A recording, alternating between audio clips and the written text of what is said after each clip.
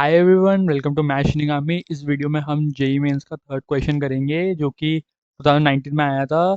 और ये काफ़ी अच्छा क्वेश्चन है, इसमें बहुत अच्छा कॉन्सेप्ट यूज़ हो रहा है। और मैंने डिस्क्रिप्शन में एक फॉर्म लिंक डाला है। अगर कोई भी क्वेश्चन में डाउट हो, कोई क्वेश्चन सॉल्व नहीं हो रहा हो तो उसमें डाल दो, मैं उसका सॉल्यूशन बता दूंगा। तो ठीक है, देखते हैं हम ये क्वेश्चन। इस क्वेश्चन में एक कॉन्सेप्ट यूज़ हो रहा है। ठीक है, पहले हम कॉन्सेप्ट देखते हैं और उसको अच्छे से समझते हैं। ये कॉन्सेप्ट सीक्वेंस एंड सीरीज में भी पढ़ेंगे। तो एक बार देखते हैं पहले। हाँ चलो ठीक है, पहले क्वेश्चन देख लेते हैं। अब क्वेश्चन क्या कह रहा है, if this equals to this, मतलब साइन की पावर 4 अल्फा कॉस की पावर 4 एल beta is equals to 2 plus 2 is equals to 4 root sine alpha cos beta. ठीक है, और अल्फा बीटा हमारा 0 से पाई के बीच में है और हमें ये निकालना है। ठीक है, जो हमें निकालना है वो तो हमें पता है। इसकी वैल्यू क्या होगी?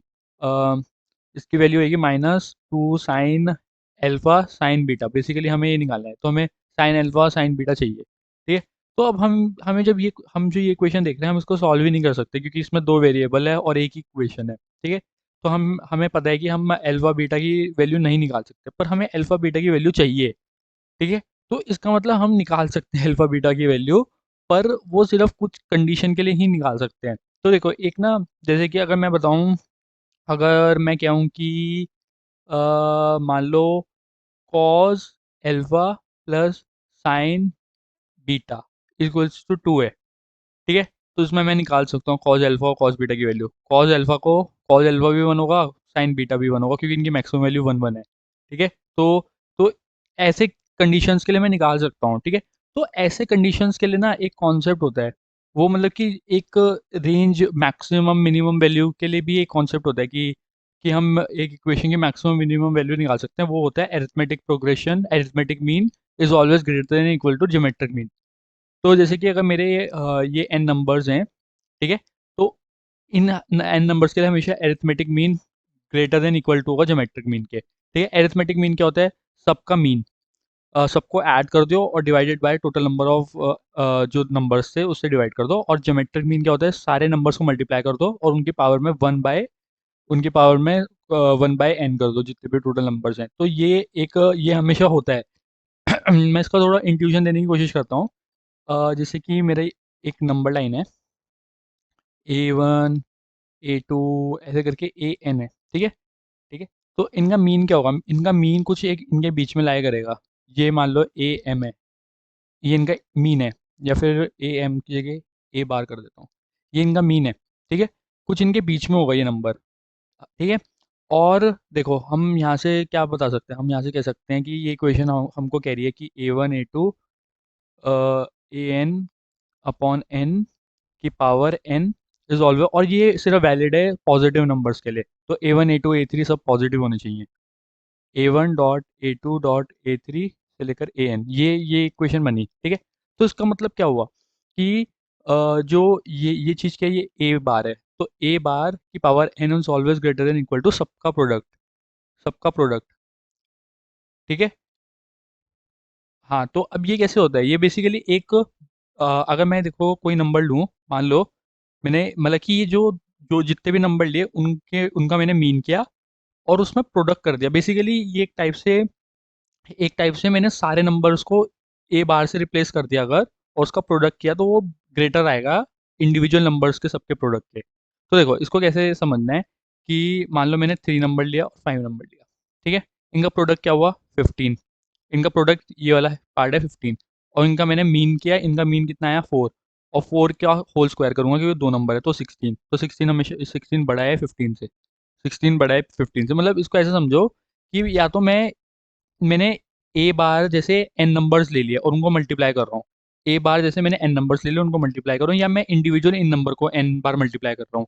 पर अगर देखी जाए तो मैं जैसे कि मैं एक ए बार से बड़ा नंबर मल्टीप्लाई कर रहा हूँ एक छोटे नंबर से, तो उन दोनों का प्रोडक्ट, जैसे A1 का प्रोडक्ट, और मान लो A1 और AN का मीन ए बार है, तो ए बार को whole square is greater than A1 A2 AN आएगा।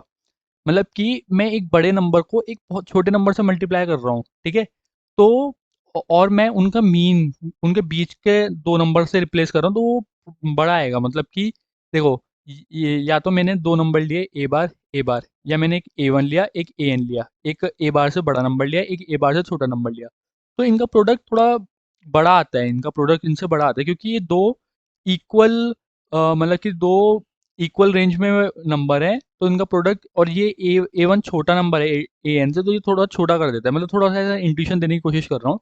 तो उस सेंस में ये होता है। और इक्वल टू कब होगा? ये इक्वल टू तब होता है, ये इक्वल टू जब होता है जब मेरा मेरा सारे नंबर्स इक्वल हो जाए, A one equals to A two equals to, सब सारे नंबर्स इक्वल हो जाए, तब ये arithmetic mean equals to geometric mean आता है। ऐसा कैसे? क्योंकि सारे नंबर्स मेरे इक्वल हो जाएंगे, तो इनका सारे नंबर्स मान लो इक्वल होके ए हो गया, ठीक है? तो मेरा जो एरिथमेटिक मीन आएगा वो मेरा ए के इक्वल आ जाएगा, और जो मेरा ज्योमेट्रिक मीन होगा,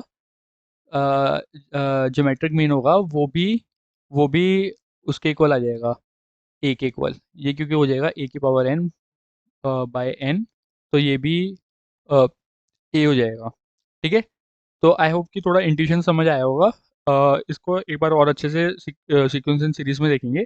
तो एक ये कॉन्सेप्ट होता है कि जब भी सबका जितने भी नंबर्स होते हैं उनका arithmetic mean is always greater than equal to geometric mean होता है ये, और वो इक्वल कब होता है? जब सारे नंबर्स हमारे इक्वल होते हैं, ठीक है? अब देखो, ये वाला कॉन्सेप्ट को ना, मतलब कि पेपर में हमें ना सारे कॉन्सेप्ट हमें पता है, तो जो सोच पाएगा कि अच्छा इसमें ये कॉन्सेप्ट यूज कर सकते हैं, वो तुम्हारी प्रैक्टिस से आएगा कि तुम कितनी अच्छी प्रैक्टिस कर रहे हो। तो अब देखो, इसको इस वे में कैसे समझना है? एक तो हमें दिख रहा है कि सिर्फ दो वेरिएबल हैं और एक ही इक्वेशन है, ठीक है? तो इसका मतलब कि कुछ ऐसा केस बन रहा होगा, ऐसे टाइप का केस बन रहा होगा, कुछ मतलब ऐसे सेंस में हमें समझना है। तो देखो, अगर हम इसमें ज्योमेट्रिक मीन करते हैं, ठीक है?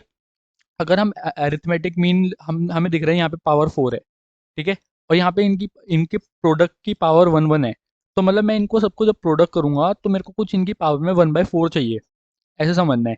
क्योंकि मैं जब कॉस 4 बीटा और साइन 4 बीटा को करूंगा और इनकी पावर में मेरे को 1/4 चाहिए, तो मेरे को एक चीज़ समझ आती है कि मेरे को n 4 चाहिए। मैं इन देखो, ये सब ऐड हो रहे हैं, तो मैं इनको ऐड करूंगा और इनको फिर मल्टीप्लाई भी करना पड़ेगा, तो मेरे को पावर 4 चाहिए, n मेरा 4 होना चाहिए, तो मेरे को इनको 4 नंबर में करना है। तो मेरे को 4 नंबर चाहिए, इसका मतलब, ठीक है? एक मेरे को ये मिल गया साइन 4, साइन की पावर 4 अल्फा, एक मेरे को मिल गया 4 इंटू कॉस की पावर 4 बीटा। एक क्या करता हूँ, ये जो 2 है इसको 1+1 लिख लेता हूँ, तो मेरे को 4 नंबर मिल जाएंगे। तो इसलिए मैंने ये 4 नंबर लिए, ठीक है? इनमें arithmetic progression greater than geometric progression लगाया, तो ये बन गया, और ये आ गया। तो इसको सबको किया तो ये आ गया, ठीक है? अब देखो, हमें क्या दिख रहा है कि ये दोनों इक्वल हैं, right hand side equals to left hand side. पर इसमें दिखा रहा है कि राइट हैंड साइड जो है लेफ्ट हैंड साइड, ये वाले टर्म, ये हमेशा ग्रेटर देन या इक्वल टू होगी। तो हमें पता है कि हमें इक्वल टू दिया हुआ है, मतलब कि या तो ये इससे इक्वल होगी या इससे बड़ी होगी। तो अब ये इक्वल टू वाली कंडीशन लग रही है, arithmetic mean is equals to geometric mean वाली कंडीशन लग रही है। तो ये कब होगा? जब हमारे ये चारों नंबर इक्वल होंगे, 1 = 1 है, तो हमारे साइन की पावर 4 अल्फा इक्वल्स टू ये इक्वल्स टू 1 हो जाएगा, ठीक है? अब हमें क्या निकालना था? हमें निकालना था कि हमें 2 into sine alpha sign beta निकालना था। अब देखो, साइन की पावर 4 अल्फा इक्वल्स टू 1 है, ठीक है? तो साइन अल्फा इक्वल्स टू +-1 आएगा, पर हमें पता है कि अल्फा बीटा हमारा 0 से पाई के बीच में लाया करता है, और 0 से पाई के बीच में हमारा साइन पॉजिटिव होता है। साइन हमारा यहाँ पॉजिटिव होता है, यहाँ पॉजिटिव होता है, यहाँ नेगेटिव, यहाँ नेगेटिव। तो इसलिए साइन अल्फा हमारा 1 आ गया। एक हमारा कॉस स्क्वायर बीटा हमारा 1/2 आ जाएगा रूट लेके। तो हमने यहाँ को साइन साइन में कन्वर्ट कर दिया, 1 - साइन स्क्वायर करके साइन स्क्वायर बीटा आ गया। और साइन बीटा भी पॉजिटिव होगा, तो रूट लेके 1/√2 आ गया साइन बीटा, ठीक है? तो बस अब -2 साइन अल्फा साइन बीटा निकाल लेंगे, और ये -2। आई होप ये समझ आया होगा। अच्छा कॉन्सेप्ट है ये, कॉन्सेप्ट को दिमाग में रखना, बहुत इंपॉर्टेंट कॉन्सेप्ट है ये, क्योंकि काफ़ी क्वेश्चंस में लगता है, एडवांस में भी काफ़ी क्वेश्चंस में लगता है ये कॉन्सेप्ट। तो आई होप समझ आया होगा। मिलते हैं अगली वीडियो में। आई होप कि मेरी सारी इंट्यूशन जो बताई थी वो सब अच्छे से समझ आई होगी। और कोई भी डाउट हो, कमेंट सेक्शन में, वो डिस्क्रिप्शन में एक फॉर्म है, उसको फिल कर देना और मैं आपके सारे डाउट सॉल्व कर दूंगा। तो ठीक है, मिलते हैं अगली वीडियो में। बाय।